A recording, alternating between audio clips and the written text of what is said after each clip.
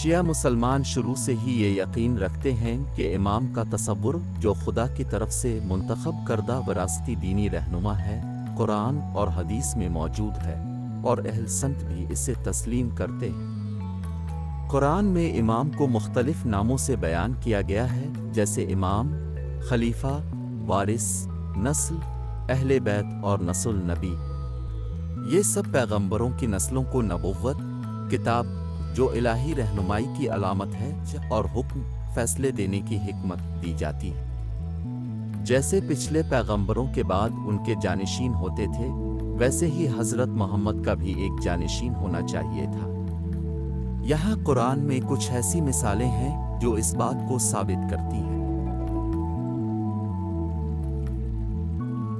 ایک حضرت آدم، حضرت نوح، حضرت ابراہیم اور حضرت عمران کی نسل قرآن میں 3، 33، 34 میں بیان کیا گیا ہے۔ بے شک اللہ نے آدم اور نوح اور ابراہیم اور عمران کی نسل کو منتخب کیا ہے۔ وہ ایک نسل سے دوسرے میں منتقل ہوئی ہے، اور اللہ سمیع و علیم ہے۔ یہ آیت اس بات کی وضاحت کرتی ہے کہ ان پیغمبروں کی نسل کو اللہ نے منتخب کیا اور انہیں اپنے پیغام کا وارث بنایا۔ 2، حضرت ابراہیم کی نسل کو نبوت، کتاب، حکم اور ملک دیا گیا۔ قرآن میں 4 جون اور 57، 26 میں ذکر کیا گیا ہے، کیا تم اس پر حسد کرتے ہو کہ اللہ نے ابراہیم کی نسل کو کتاب اور حکمت دی اور ان کو عظیم ملک دیا۔ اس سے واضح ہے کہ حضرت ابراہیم اور ان کی نسل کو نبوت، کتاب، حکم اور ملک کی خصوصیت دی گئی۔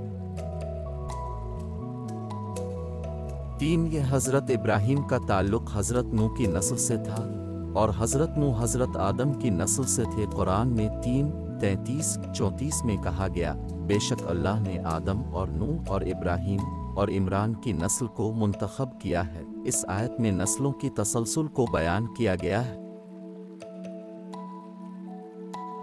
4، حضرت ابراہیم کی جانشینی حضرت اسماعیل نے کی۔ قرآن میں 2، 1، 2، 7، 1، 2، 9 اور 14، 35، 40 میں کہا گیا، اور جب ابراہیم نے کہا کہ میرے رب، انہیں، اسماعیل اور ان کی نسل کو ایک پرامن شہر بنا اور ان کے لیے میٹھے پھلوں سے رزق عطا کر تاکہ وہ تیرا شکر گزار ہوں۔ یہاں حضرت ابراہیم اور حضرت اسماعیل کی نسل کی خصوصی حیثیت کو بیان کیا گیا ہے۔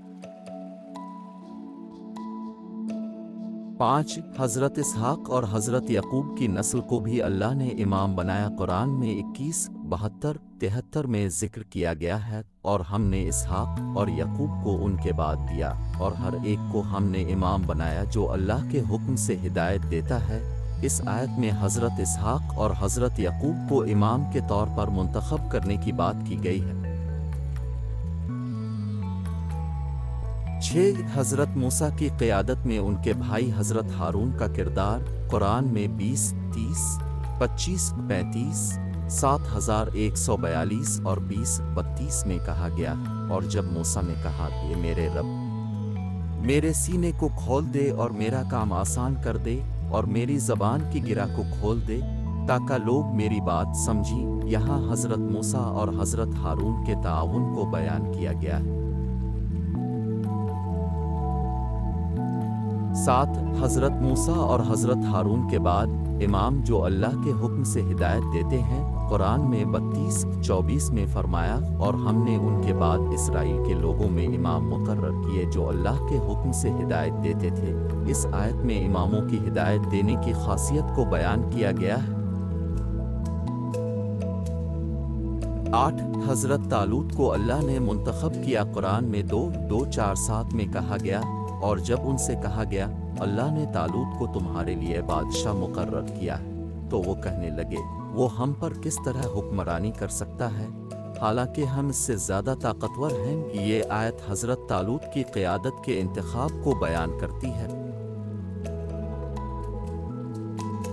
9، حضرت داؤد کو اللہ کا خلیفہ مقرر کیا گیا۔ قرآن میں 38، 26 میں فرمایا، اے داؤد، ہم نے تمہیں زمین میں خلافت دی ہے، تم لوگوں کے درمیان حق کے ساتھ فیصلہ کرو۔ اس آیت میں حضرت داؤد کو خلیفہ اور حکم دینے کا اختیار دیا گیا۔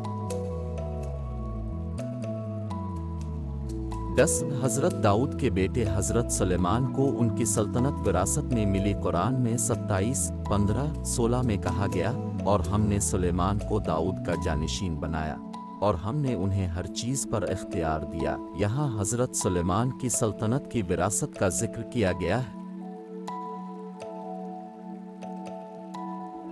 11 حضرت زکریا کی دعا اور ان کے بیٹے حضرت کی اہمیت قرآن میں 19:4-6 میں ذکر کیا گیا۔